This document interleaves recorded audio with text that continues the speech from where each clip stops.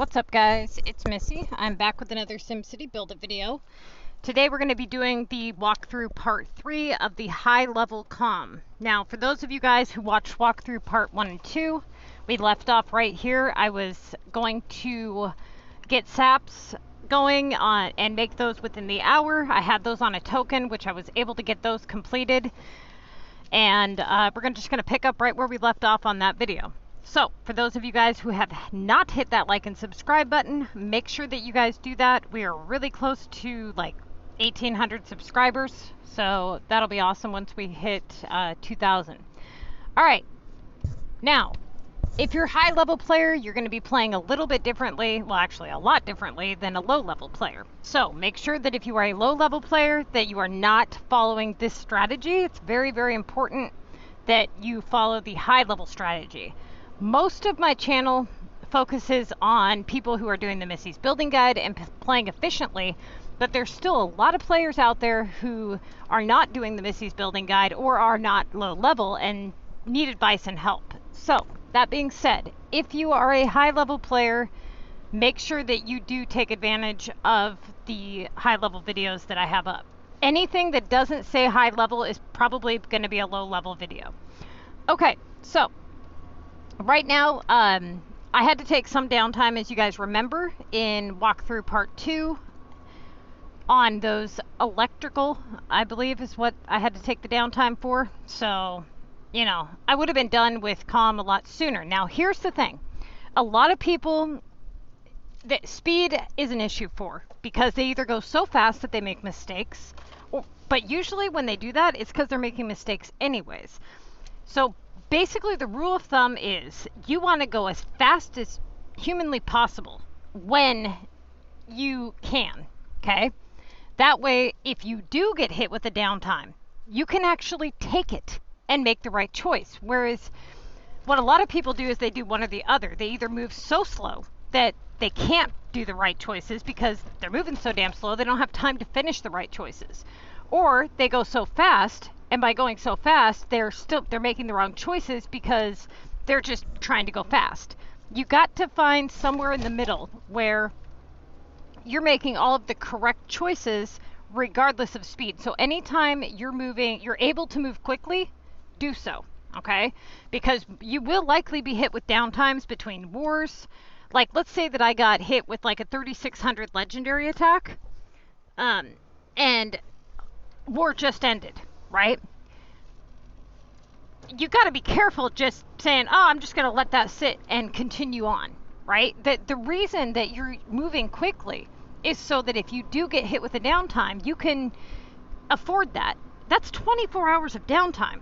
Or you have to call in the monster and hope that there's a legendary attack available on the monster.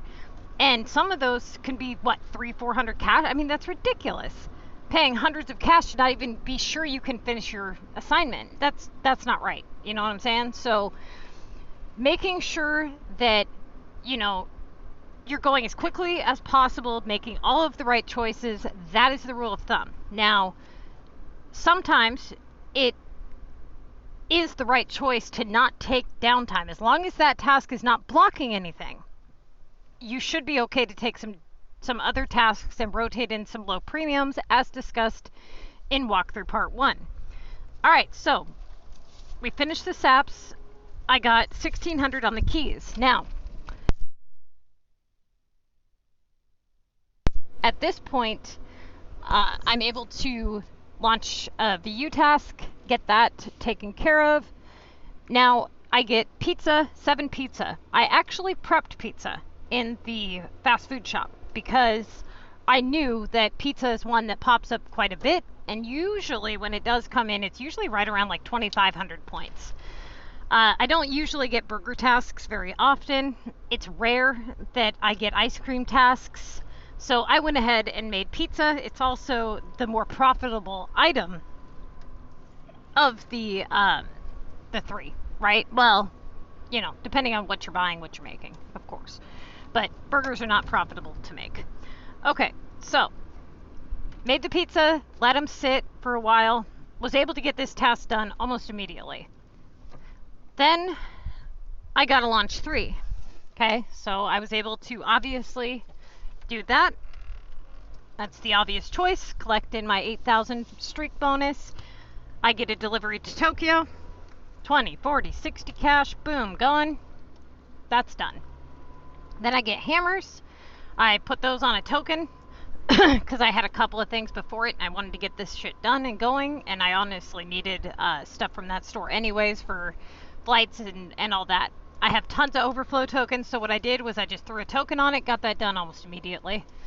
Then I get keys again, so I went ahead and fired up the VU tower again, was able to get those done. Now I completed the streak. All of my streaks are completely done. I'm at 186,000.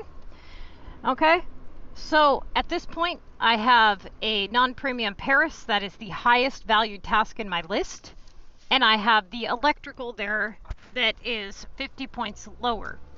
So I went ahead and I did the Paris, so that took away, you know, like 42 cash or whatever, a little more, whatever. Yeah, I think it's 42. Now I get a 1,000 Cactus Canyon. Okay, now I'm on my tickets almost. Am I on my tickets yet? No. Hang on. No. Okay, yeah. So, right now, war had ended, so we're in a cooldown time. So it would be an excellent time to take that 7 hours or 8 hours or whatever downtime for the electrical, right?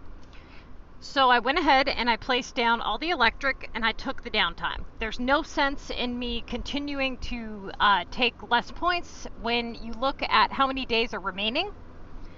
If you look here, I have 3 days, 15 hours remaining. First war ended. I have 12 hours on my downtime, or well, you know, I have 12 hours on a cooldown for war, and then I have 12 hours on war prep before I can do any war attacks, right? So I have 24 hours worth of downtime that I can utilize. Perfect timing for the electrical. Took the downtime, okay? Agonizing, yes. So I was able to get the electrical done,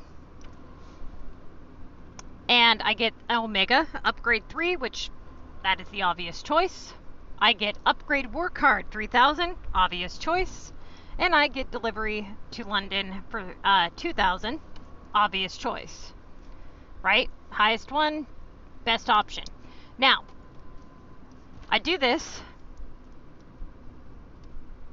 and I get the 1,700 on the textiles. So here was my options. The design challenge was 5 hours away. So I had to take another 5 hour downtime because I got the 1,700 on the text. So here were my options. I can either prep text, wait for the submit design challenge and bank in on those 2,500 points, or I can be impatient and make the wrong decision and take 100 points less and do the coconuts, or I can go even lower and I could do the neo-simoleons. Those would have been wrong choices. This would have been a perfect example of an impatient wrong choice.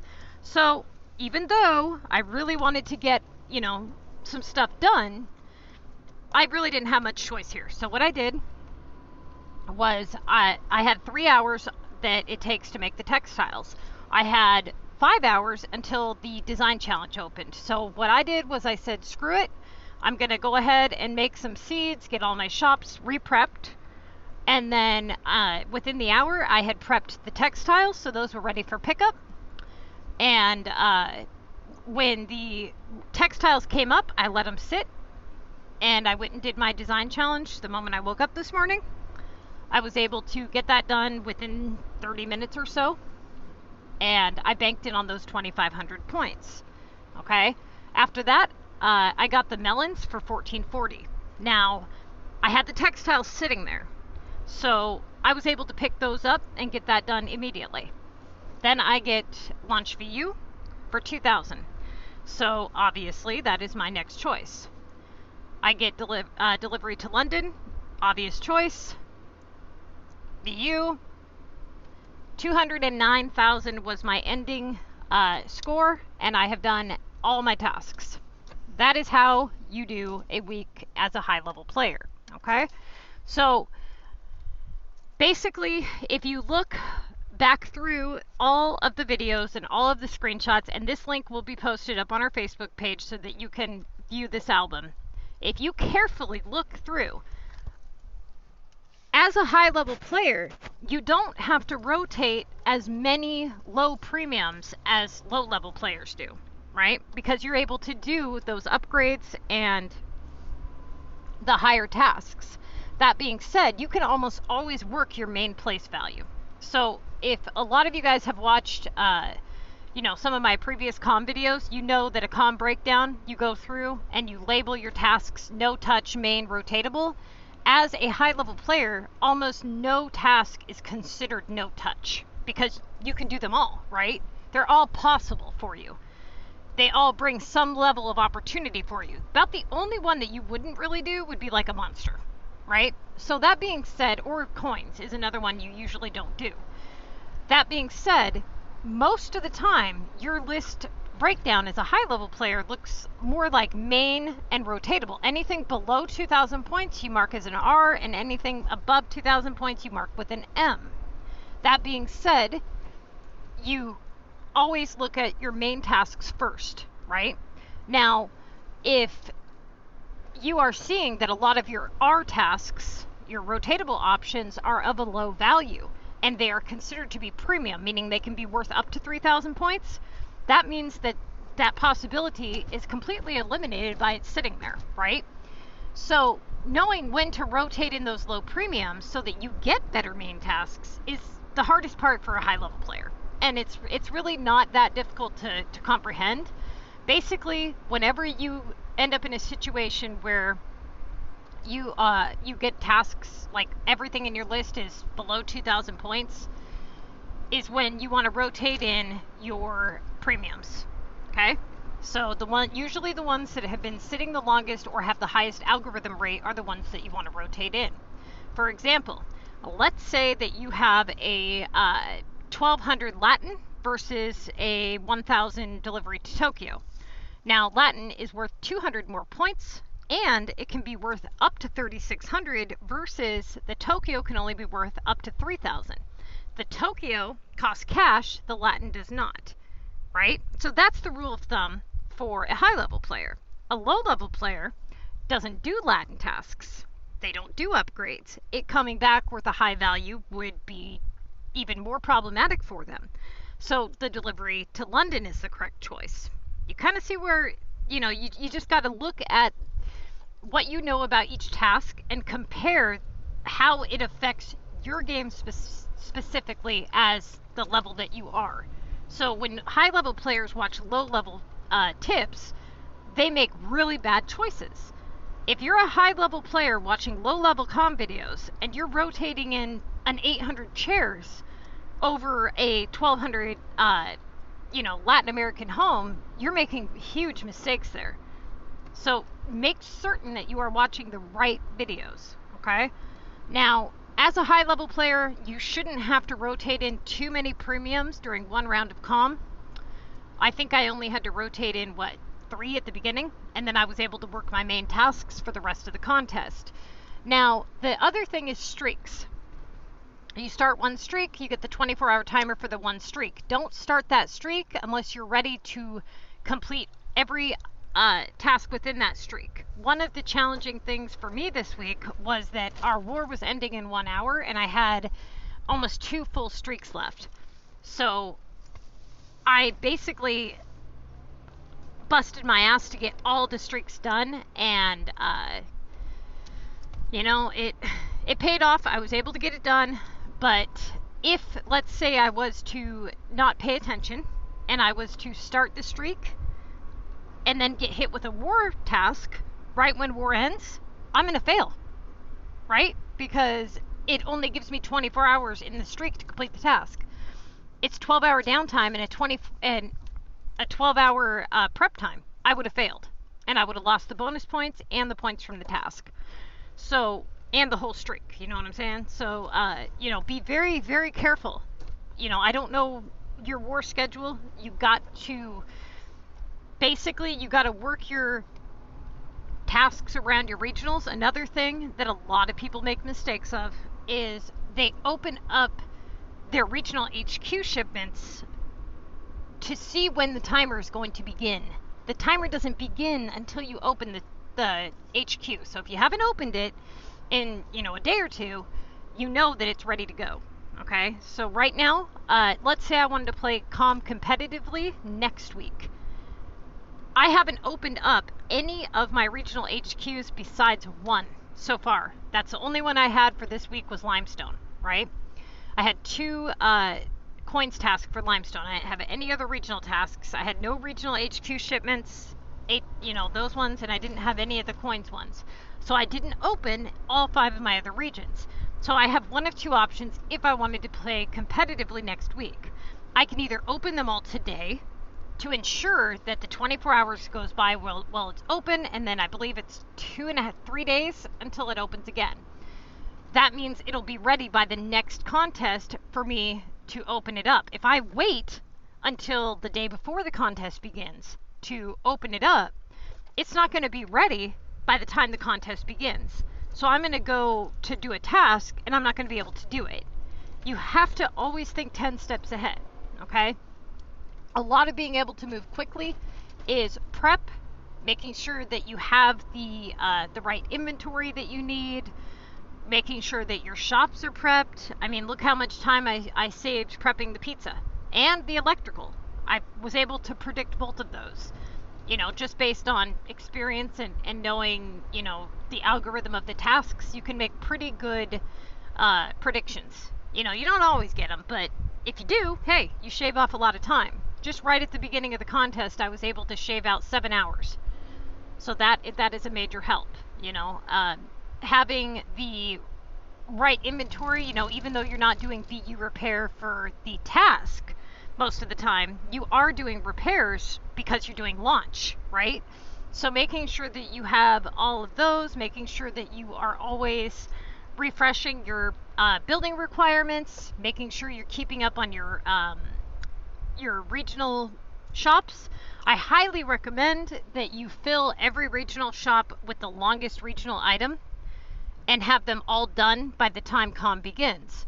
That being said, I need to start prepping pretty much the night before, right?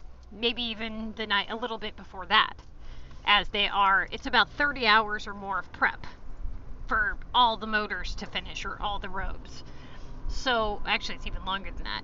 So making sure that you have those ready for pickup can not only save you a ton of tokens and time, but it can also save you for your regional coins tasks, because you can sell those items versus having to buy piggy banks or having to spend hundreds of cash bringing in regional shipments. And if, like me, I got hit with 2 limestone coins, right? And they seem to have upped the value of those quite drastically. You used to get most of the coins tasks for right around 1,800 to 2,000. This one was for almost 3,000. So, honestly, you guys, it really does come down to a lot of time. That if you look at every task possible, okay, flights can be faster than hell if you have the right inventory. I mean, you're paying cash to bring in the flight. You could get that done, boom, boom, boom, if you're prepped right? Epic pointers, if doing properly, boom, boom, boom, get that done fast, let the epic sit. Production tasks, you got lots of tokens, get it done within the hour, right?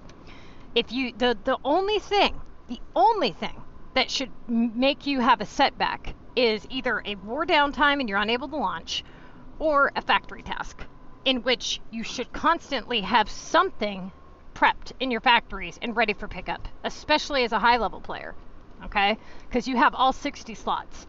So having those sit there and be ready for you is essential. There's really no reason why you shouldn't be able to do the majority of your tasks rapidly quick unless you're just slacking. That really is what it comes down to. Or if you're a high level player with a very low inventory space. A lot of challenges that you're going to get as a high level player are going to be the lack of inventory space, because you have such a wide variety of items that you have to hold. So when I see level 24 people bitching about how hard it is to stay prepped when they have 25% of items I have unlocked, it's laughable. Absolutely laughable. Okay, almost everybody in my group following the Missy's Building Guide has maxed out their storage within 90 days. They have also maxed out their land, and they have maxed out everything else, like beach and mountain. They were able to do with their, their mega wins. They're also sitting on tens of thousands of dollars in cash, keys, and war cards for upgrades. They should have absolutely no problems whatsoever with anything. And if they are, it's because they're slacking. Flat out, they're slacking. They're not prepping properly. 90% of your speed is going to come from just staying on top of what you got going on in your game and prepping. For low-level players, another big setback is factory tasks. Now, the last thing I'm going to say before I end this video, and that is, when you are a low or high-level player, it doesn't really matter which. If you don't move quickly and you dink around during times where you could have went much faster, what do you think is going to happen if you get hit with a factory task and you waited till the last day of CoM? You're not going to be able to do it, flat out, right? So now you're making choices that you wouldn't have made, and you're taking less points because you don't have enough time. If you look at my stuff, for example, I could have finished within probably 16 hours had I not had any of the factory tasks, and if I didn't have to wait for that downtime on the design challenge, right? So that being said, can you imagine, now we have 2 days, 20 hours left of the contest and I'm done, right? Imagine if I drug my feet and I was still at 30 tasks remaining. What am I going to do if I get factory tasks? What am I going to do if I'm not finished by the time Second War ends? Second War is over, okay? Let's pretend that I hit 20 tasks remaining and I just got to my streaks. And I get a war delivery. And no monsters there. And I've got hundreds of cash that I have to spend to bring them in. Then I get hit with a launch legendary for 3,600. I have to basically lose my streak because let's say the monster is asking for a high legendary attack and it killed him. Or let's say it's not asking for any at all. You see where the problem is? So if you are putting all of that on the line as a risk, all because you couldn't move faster? No, come on, really? What if you get, and this happens a lot, you get sugar in your streaks, and because you're near the end, or because you're in streaks, or in general, it keeps coming back. Downtime after downtime after downtime. And you waited till the last day. Or maybe you waited and and now you have 1 day during active war. But your active war time you had to spend on a downtime for sugar. It is absolutely essential that you move quickly, okay? So good luck to you guys. Hopefully this helps. If you're a high level player and you have a video request, I'm more than happy to do it. You just have to put it in the comments section. If you are looking for our Facebook page, type in SimCity Buildit MissyAnne The link to these pictures will be on our Facebook page. If you want to take a look and kind of scan through and see, you can look at the timestamps on the photos and see how quickly I went. You can see the choices and why I made them that way, and use it as a tool to better your choices in the future.